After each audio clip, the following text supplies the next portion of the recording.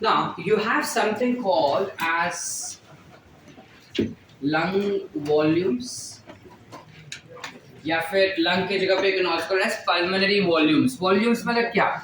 देखो जब chapter start किया था ना, तब मैंने तुमको बताया था कि लंग का ना कोई फिक्स्ड साइज नहीं बोल सकते हम।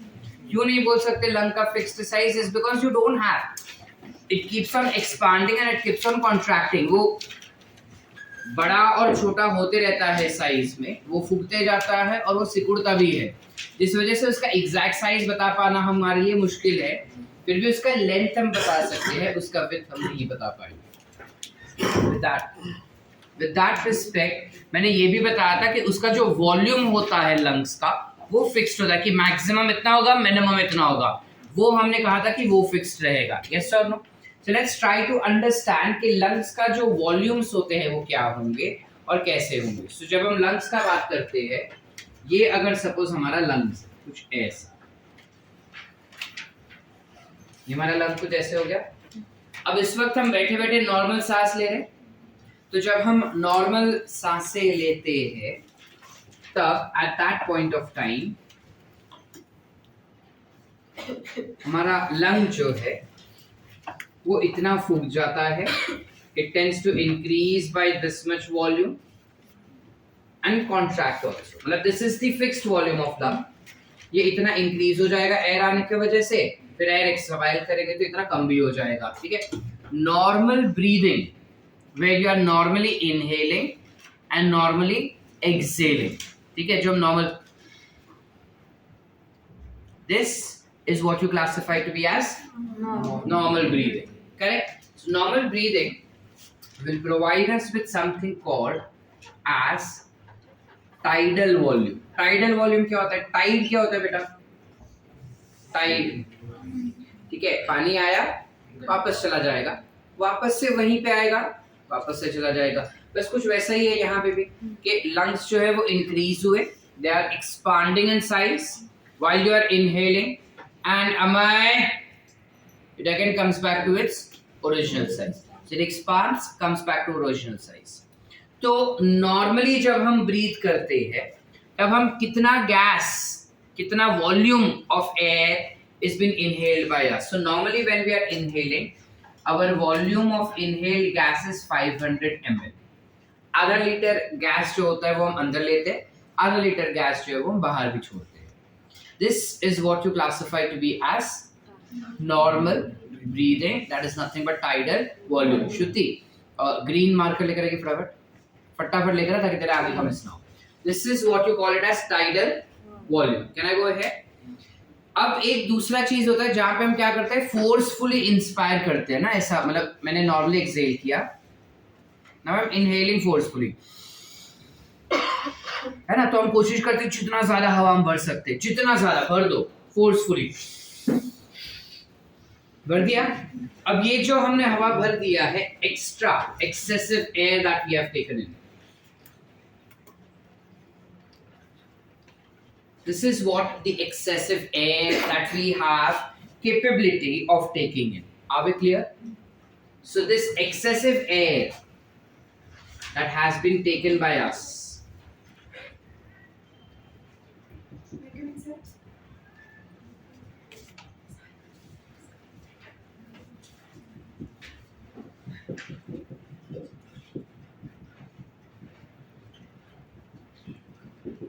this is an excessive air that we have taken in।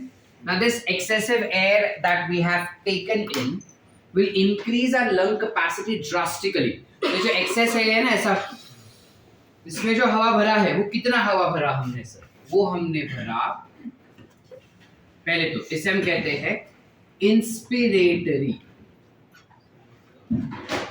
Reserve volume. We call it as inspiratory reserve volume। प्यार से हम इसको IRV भी कह सकते हैं, जबकि इसको प्यार से क्या कहेंगे?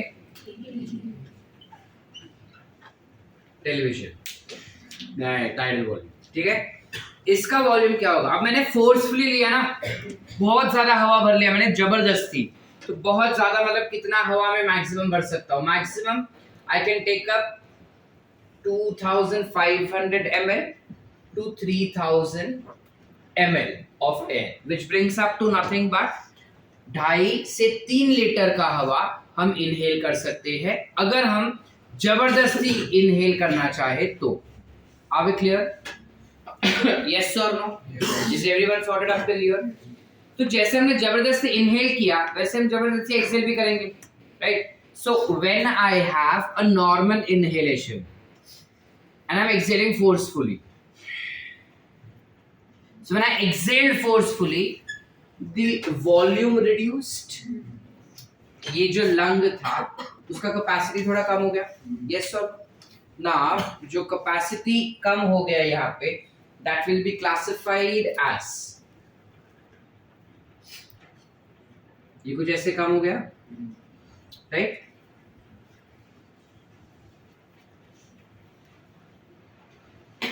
करेक्ट. सो नाउ मेरा लंग का कैपेसिटी इतना था नॉर्मली, एक्सहेल करते समय, फोर्सफुल एक्सहेल करते समय ये कम हो गया. तो जब फोर्सफुल एक्सहेल करते समय ये कम हो गया तो ये क्या हो जाएगा? Expiratory reserve volume. क्या हो जाएगा? Expiratory reserve volume, ERV. This becomes expiratory reserve volume. Now जब मैं एक्सहेल कर रहा हूँ, देखो फोर्सफुली इनहेल किया तब मैं कितना हवा जबरदस्ती भर पाया? 2.5 से 3 लीटर का. ठीक है, टाइडल वॉल्यूम में 500 ml का हवा ले पाया. लेकिन जब हम फोर्सफुली एक्सहेल करते हैं तब you do not exhale more amount of air, काफी कम एयर होता है as compared to the forceful inspiration.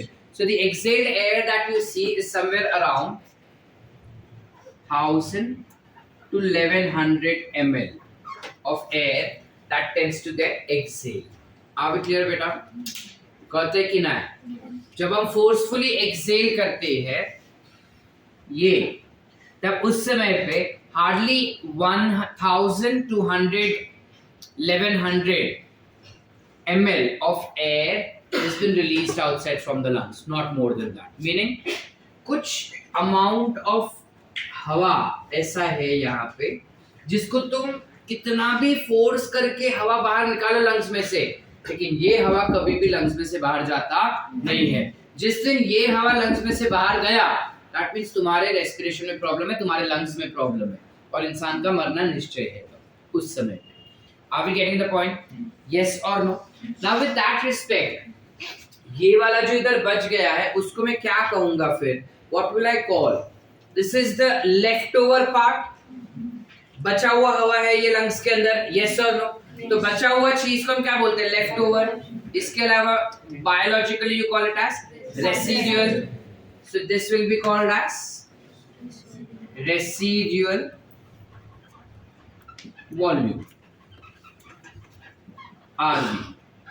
Residual volume कितना हो जाएगा? Residual volume is 1100 to 1200 ml. Forceful exhalation से थोड़ा 100 ml ही ज्यादा. Are we clear? Did we understood these values? क्या बोले हम बेटा? जब हम नॉर्मल ब्रीदिंग करते हैं, you have increase in the volume of your lungs and again it comes back to its original volume, right? So this particular normal breathing के समय पे जो एक्सचेंज या फिर वॉल्यूम एक्सपांड होकर वापस अपने आप पे आ रहा है, इसे हम कहते हैं tidal volume, which is how much amount of gas are we taking in? 500. We take up somewhere around 500 ml of gas या फिर air inside our lungs, and we release also 500 ml. मतलब 500 ml लिया, 500 ml दिया, 500 ml लिया, 500 ml दिया. फिर कुछ ऐसा कंडीशन आता है जब अपने को डॉक्टर बोलता है जोर जोर से सांसें लो, तब हम ये करते हैं. So when you are inspiring forcefully, excessive air you are taking up. Definition क्या हो जाएगा वो भी हमको याद रखना है साथ में बेटा. टाइडल वॉल्यूम का क्या होगा? Normal breathing where you have normal inspiration and normal expiration is classified as tidal volume, which is somewhere around 500 ml. If I talk about inspiratory reserved volume, meaning you have forceful inspiration and normal expiration. forceful inspiration and normal expiration, which brings the volume somewhere around 2500 to 3000 ml. That is 2.5 to 3 liters of air can be taken inside when you want to inspire forcefully. जबरदस्ती inspire किया, expire normal है, हवा बाहर छोड़ रहे, वो normally छोड़ रहे अपन, ठीक है.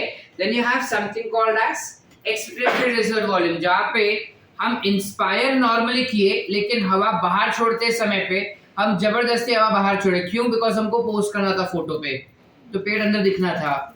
So we expired forcefully. Now while we are expiring forcefully, what is happening? You have some air that is going outside. How much amount of air goes outside? 1000 to 1100 ml. Are we clear?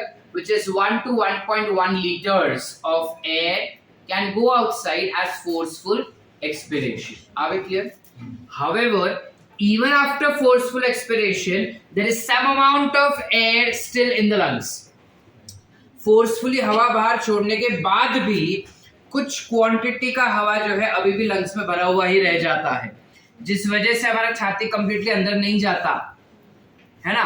अगर पूरा ऐसा चपाट हो जाता तो छाती पूरा अंदर चले गया होता, बट ऐसा होता नहीं है, because you have some amount of residual volume, that is residual gas still present within the lungs, which is somewhere around 1.1 to 1.2 liters, that is 1100 to 1200 ml. Are we clear up till here? Any doubts so far? These are 4 lung volumes. Yeah, you can also call it to be as correct, pulmonary volumes. This is one of the most important topic of your NEET examination.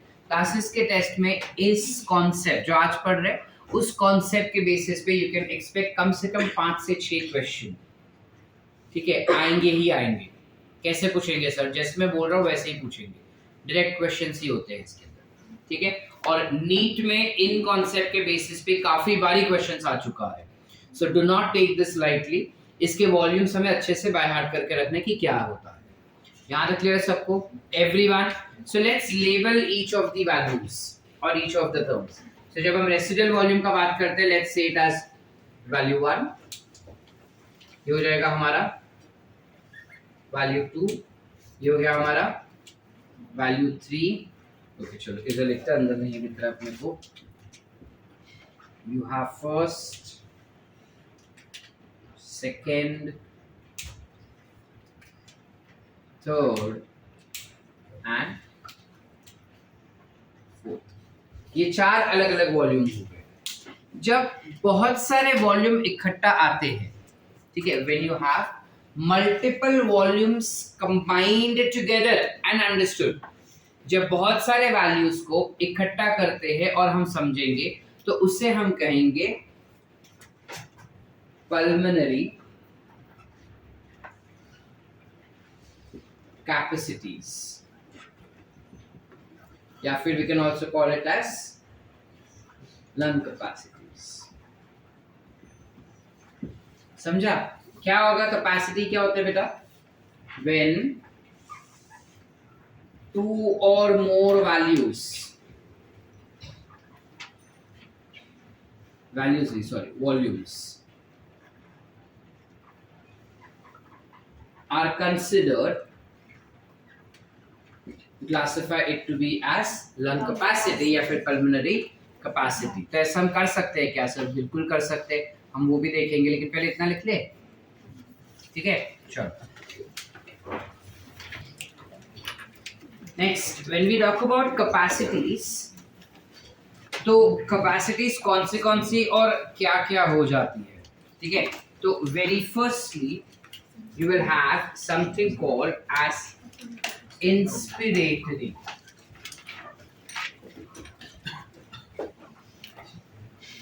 capacity. इस टर्म का मतलब क्या हो जाता है? Inspiratory capacity मतलब क्या हो सकता है? अपने को क्या लगता है? इंस्पिरेटरी कैपेसिटी यानी इंस्पिरेशन करने की कैपेसिटी. सो हमारे पास कितना इंस्पिरेशन करने का कैपेसिटी होगा? सो जब मुझे इतना मेरा लंग्स है, ब्लैक वाला जो मार्जिन दिख रहा है वो, ठीक है, this is my normal lungs. कुछ यहां से शुरू होने वाला ये चीज, ये पूरा चीज बराबर, ये हो गया अपना नॉर्मल लंग्स। अब मैंने इंस्पायर करना शुरू किया, सो व्हाइल आई एम इंस्पायरिंग, धीरे धीरे करके पहले टाइडल वॉल्यूम आएगा, फिर टाइडल वॉल्यूम करते करते करते करते करते ये भी मैं इनहेल ही कर पा रहा हूँ ना, सो क्या हो जाएगा, इंस्पिरेटरी कैपेसिटी यानी it will be tidal volume plus inspiratory reserve volume. So how much is our lungs inspiratory capacity? Tidal volume is 500 plus IRV is 2500 plus 300 meaning 300. Yes sir. अब इसको हम कैसे बोले सर, ये कोई रेंज नहीं हुआ, हम 500 दोनों में ऐड कर देंगे तो हो जाएगा 3000 से 3500 ml हो गया इसका इंस्पिरेटरी कैपेसिटी। ठीक है, ऐसे ही same you will have something called as expiratory capacity.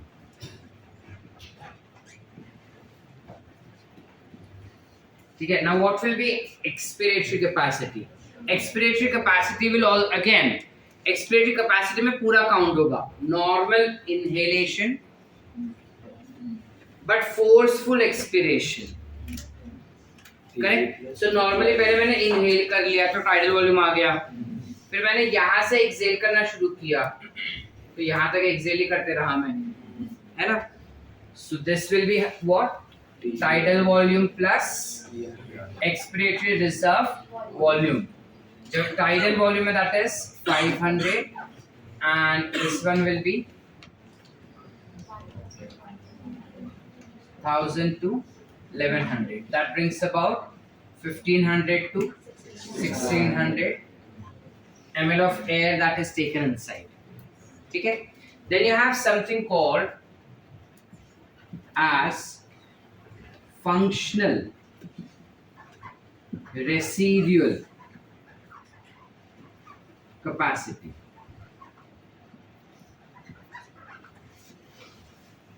Functional residual capacity. Functional residual capacity क्या होता है? Functional यानी फंक्शन करना, residual यानी बचा हुआ, चीजें जितनी बचती है उसको छोड़ के अगर हम नॉर्मल इंस्पिरेशन और एक्सपिरेशन कर रहे हैं तो how much volume of lung is residued, यानी कि रह गया पीछे। समझ पा रहे कि नहीं समझ पा रहे? When you are breathing in normally and when you are expiring normally, there is some amount of lung capacity which is still as it is. Can you see that? मैं normally अगर inhale और exhale करूँ तो कुछ lung का capacity ऐसा होता है जो उतना का उतना ही रहता है। So this will include what? Residual volume plus expiratory reserve volume. That is how much? You have 1000 to 1100 plus you will have 1100 to 1200. अब इसको कैसे ऐड करके बताएंगे? लोअर वॉल्यूम को लोअर वॉल्यूम के साथ ऐड करो, हायर वॉल्यूम को हायर वॉल्यूम के साथ ऐड करो। So if I am adding lower volume with lower volume, I will get 2100.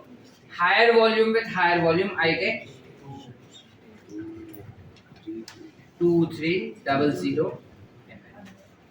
Are we clear? Yes or no? Everyone? Any doubts so far? Next thing that we have is to what you call it as vital capacity.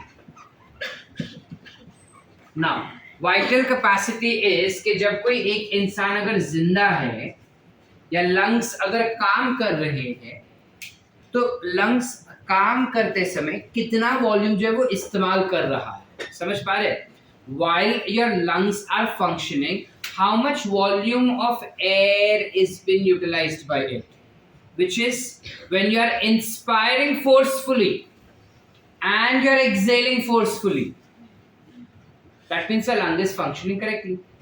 इसके आजू बाजू जो भी हुआ, that means that part of lung is not functioning. Yes or no? So when I'm inspiring forcefully, I start from here and I take TV up till inspirated reserved volume, and I exhale forcefully. So I come down and come to expirated reserved volume as well. तो इसमें आ जाएगा 2, 3 and 4 वाला value, which is what?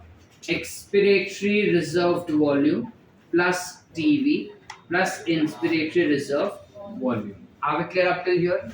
Yes or no? Yes. Everyone? Yes. अब इसमें से I can also write ERV and TV as expiratory reserved volume. So I can give it as expiratory capacity. So I can simply write as EC plus IRV. या फिर I can write IC plus ERV. तो हमको इस तरीके से भी formulas आ सकते हैं नीट में कि चलो बताओ अपने को वाइटल कैपेसिटीज क्या हो जाएगा, यानी VC and this will B FRC. तो बताएगा, वो बोलेगा कि चलो बताओ कि ये जो VC होता है वो क्या होता है करके, और तुमको अलग अलग ऑप्शंस नीचे देगा जिनमें से शायद एक भी ऑप्शन ये वाला नहीं होगा. तो हमें पता होना चाहिए कि ERV plus TV is expiratory capacity, IRV plus TV is inspiratory capacity. ठीक है. So I would here to reduce my burden, अपना कैलकुलेशन आसान करने के लिए हम क्या कर देंगे, we'll use expiratory capacity plus this. तो this plus this becomes 4500 and this plus this becomes 5100 ml becomes vital capacity of lungs. क्या हुआ?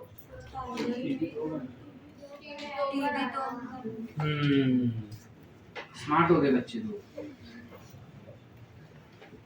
So you have, we'll take 1500 to 1600. 1500 to 1600 will be 1.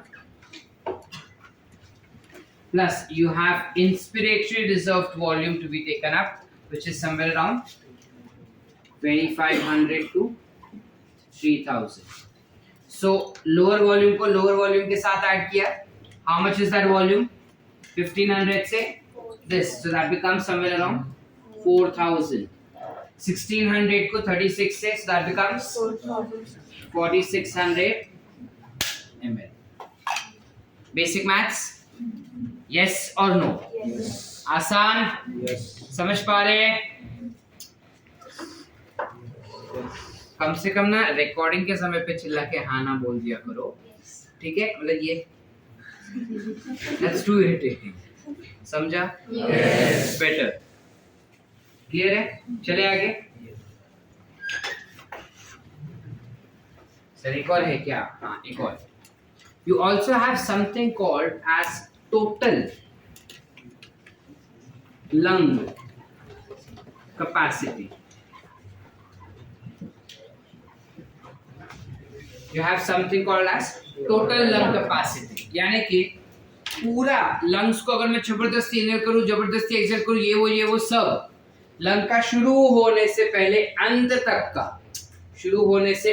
का पूरा वॉल्यूम कितना होगा lungs का, तो मैं सब ऐड कर दूंगा ना इसमें. ये ग्रैंड फिनाले हो गया.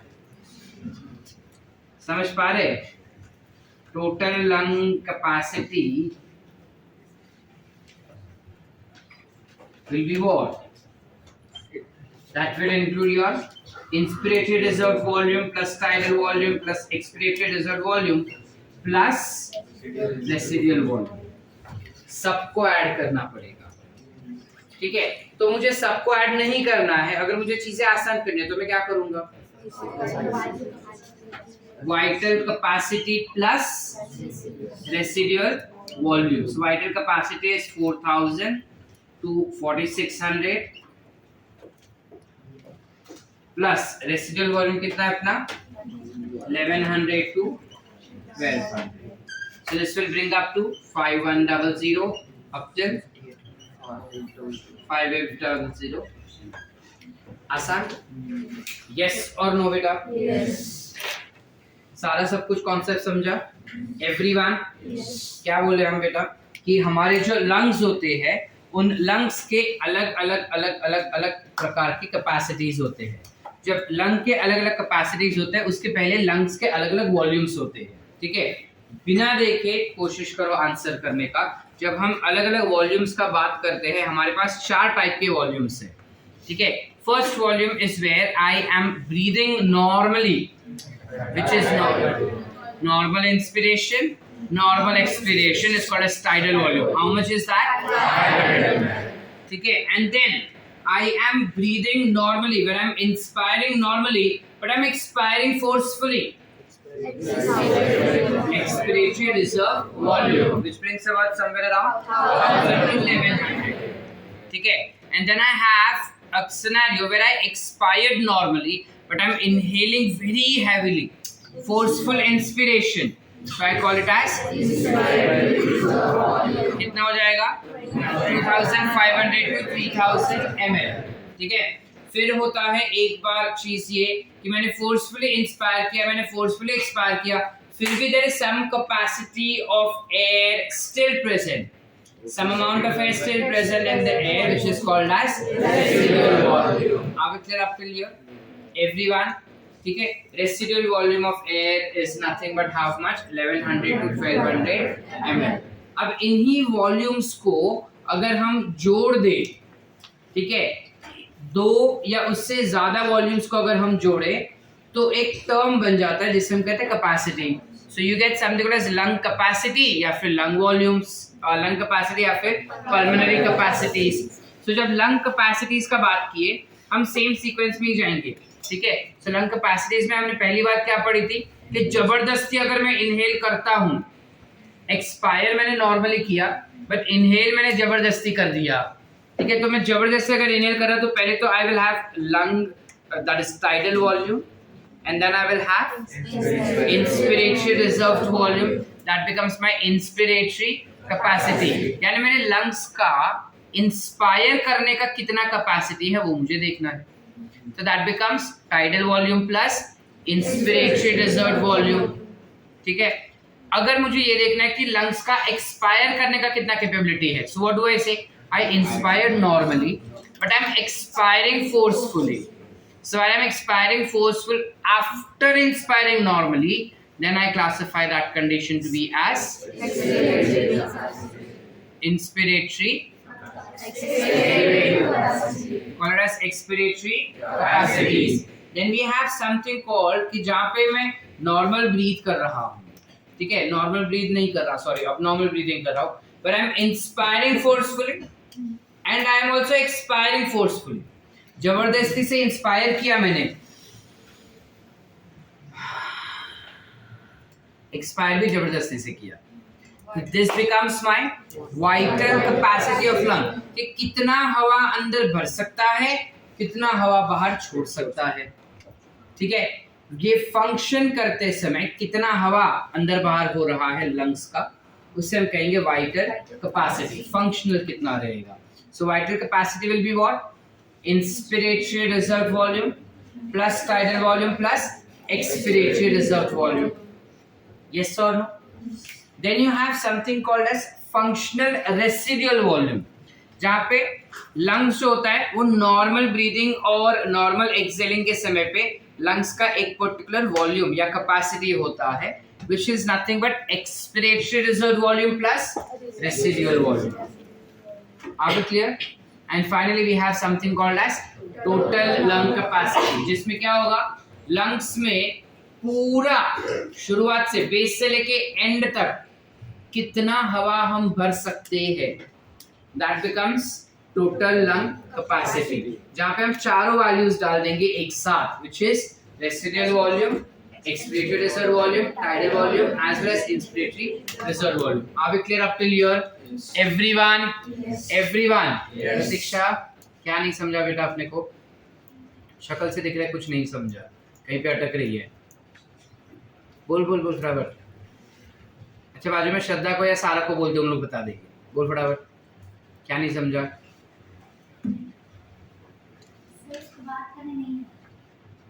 बात करने नहीं आ रहा है? अचानक गूंगी हो गई आज? फिर अच्छा, समझा सब? पक्का सारा सब कुछ समझा? शक्ल क्यों फिर ऐसी बनाई कि कुछ डाउट है करके? Everyone is clear? नक्की एवरीवन लिखे.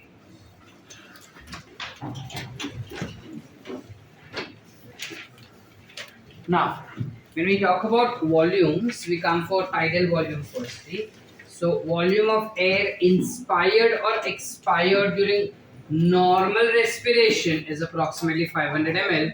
That is, healthy man can inspire or expire approximately 6,000 to 8,000 ml of air per minute. How did I calculate this? 500 into how many times do we breathe? Heart कितनी बार beat करता है नहीं पूछा. 12 to 16 correct. तो अगर एक बार में 500 ml ले रहा हूँ तो 12 से 16 बारी में कितना लूंगा? 60 से 80. So that is 6,000 to 8,000. समझे? 72. तेरे पीछे वो भी लग पड़ी 72. Inspiratory reserved volume is nothing but additional volume of air a person can inspire by forceful inspiration. Is called as Inspiratory reserve volume. which is this. Expiratory reserved volume. Additional volume of air a person can expire by forceful expiration will be this. Okay. Then you have residual volume. ऐसे भी लेना साथ में. छोड़ छोड़ छोड़ छोड़ छोड़. तू ऐसा करेगी तब तक मेरा चैप्टर खत्म हो जाएगा. कल सुबह पनवेल पहुंचना है अपने को. चल.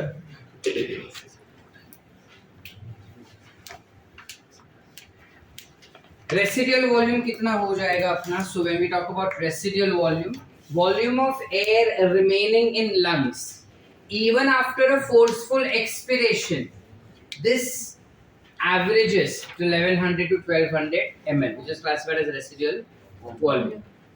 By adding up a few respiratory volumes described above, one can derive various pulmonary capacities which can be used in clinical diagnosis.